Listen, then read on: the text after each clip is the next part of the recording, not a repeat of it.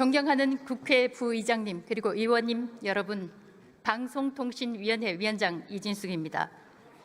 저는 오늘 정부를 대표하여 방송법 일부 개정 법률안에 대한 정부의 입장을 말씀드리고자 이 자리에 섰습니다. 지난 1월 10일 방송법 일부 개정 법률안이 국회에서 의결되어 정부로 이송되어 왔습니다. 그러나 이를 정부가 공포하지 못하고 국회에 제의를 요청드리게 된 점에 대해 매우 유감스럽게 생각합니다. 정부는 국회의 결정을 최대한 존중하고 국회가 의결한 법률안을 신속하게 공포하여 시행하는 것이 원칙임을 깊이 유념하고 있습니다. 그러나 국회로부터 이송된 법률안을 면밀히 검토한 결과 해당 법률안들이 시행될 경우 분명한 부작용이 예상되기 때문에 부득이 헌법에 명시된 규정에 따라 제의를 요청하게 되었습니다. 제의 요구 주요 사유에 대해 말씀드리겠습니다. 첫째, 방송법 일부 개정 법률안은 수신료 납부 의무가 없는 국민의 재산권을 침해할 우려가 있습니다.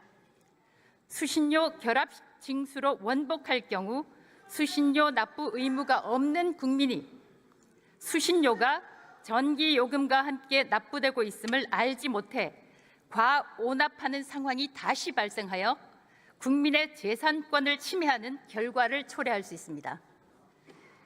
둘째, 수신료 결합 징수를 강제하는 것은 국민의 선택권을 저해하고 수신료 제도의 잦은 변경은 국민과 계약 당사자 등의 혼란을 초래할 수 있습니다. 수신료 분리징수가 시행된 지 얼마 되지 않은 상황에서 다시 결합징수로 변경될 경우 분리징수의 도입 취지나 행정에 대한 신뢰가 훼손되고 국민과 수신료 징수 관련자 모두에게 혼란을 초래하게 됩니다. 정부는 수신료 분리징수 제도가 정착될 수 있도록 제도적 뒷받침을 충실히 해나가되 국민께서 분리징수와 결합징수 중 선택할 수 있는 방안도 적극 강구할 것입니다. 셋째, 수신료 징수 방식을 시행령이 아니라 법률로 규정한다면 정부의 자율성과 규제의 유연성이 제한될 우려가 있습니다. 방송법 개정안의 경우 수신료의 징수 방식을 방송법에 규정하여 수신료 징수 제도를 효율적이고 유연하게 운영할 수 있도록 하려는 현행 법령의 취지를 제한하고 있습니다.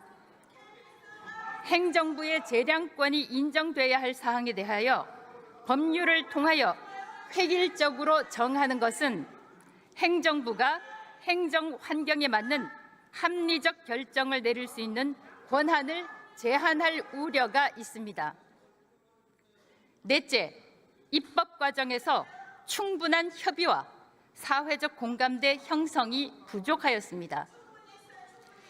공영방송 수신료 제도는 텔레비전 수상기를 소지한 국민 전반에 영향을 미칠 뿐 아니라 방송의 공정성을 구현하기 위한 제도적 기반으로서 관련 제도의 변경은 중요한 사안에 해당합니다. 그러므로 입법 과정에서 충분한 협의와 폭넓은 사회적 공감대를 바탕으로 추진되어야 하지만 이번 개정안에 대한 심의 과정에서 이를 위한 충분한 대화와 타협이 이루어졌다고 보기 어렵습니다. 다섯째, 재정 지원 등 공영방송의 재원 안정화를 위한 근본적 해결 방안을 함께 논의해 가야 합니다. 수신료 분리징수는 수신료에 대한 투명한 징수 체계를 기반으로 국민적 동의를 얻고자 추진된 것으로 이는 공영방송의 재원 안정화를 위한 초석이 될 것입니다. 한국방송공사의 재원 확보를 위하여 현재 국회의 보유자산 활용에 대한 방송법 개정안이 발의되어 있으며 정부도 공영방송이 그 역할을 다할 수 있도록 재정 지원 방안을 적극 검토해 나갈 것입니다.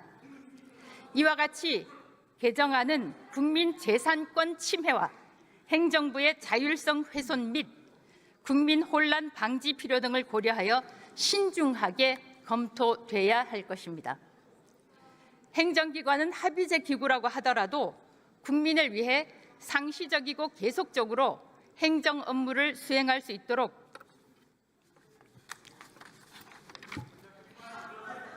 다음 방통위법 제2 제안 설명서입니다.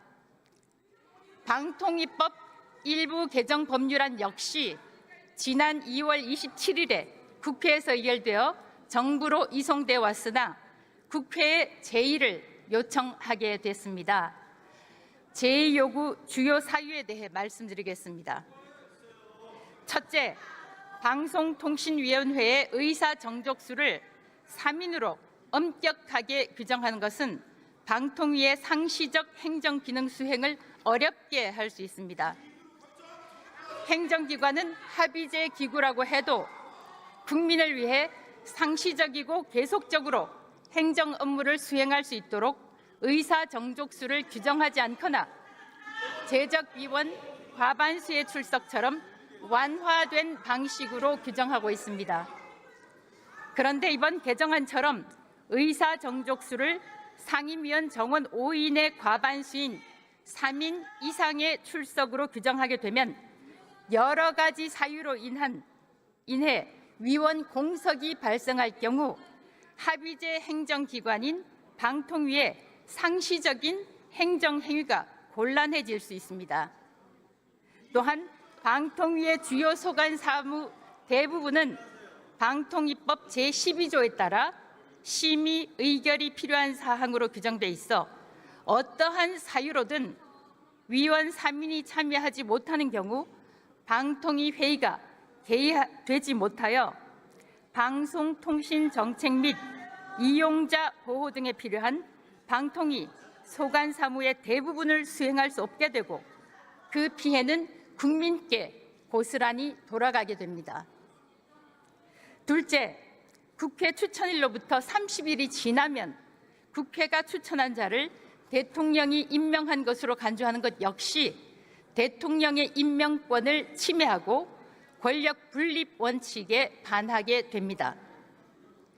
국회가 추천한 날부터 30일이 지나면 국회가 추천한 자를 대통령이 임명한 것으로 간주하는 것은 사실상 국회가 임명권을 행사하는 것이 되어 대통령의 임명권을 형해하는 것으로 헌법상 권력 분립 원칙에 위배됩니다. 또한 대통령의 임명권 행사 시한을 30일로 제한하면 고위공직자 검증을 충분히 하기 어려워 방통위의 공정성과 전문성이 훼손될 우려도 있습니다. 셋째, 이번 개정안은 방송통신 분야의 주요 결정을 하는 위원회 의사 체계와 관련된 중요한 사안임에도 불구하고 입법 과정에서 충분한 대화와 타협이 이루어졌다고 보기 어렵습니다. 방송관계 법안은 방송의 공정성과 독립성을 위해 여야 합의를 통해 입법안을 마련해온 전례를 고려하여 개정안에 대한 신중한 재논의와 사회적 합의가 반드시 선행돼야 할 것입니다. 이와 같이 개정안은 방송통신 규제 기능의 공백에 따라 초래되는 국민의 피해를 고려할 때 신중히 검토돼야 하는 것입니다. 아무쪼록 의원님들께서 이런 점을 깊이 해량하셔서 정부의 제의 요구를 원만히 처리해 주실 것을 간곡히 요청합니다. 감사합니다.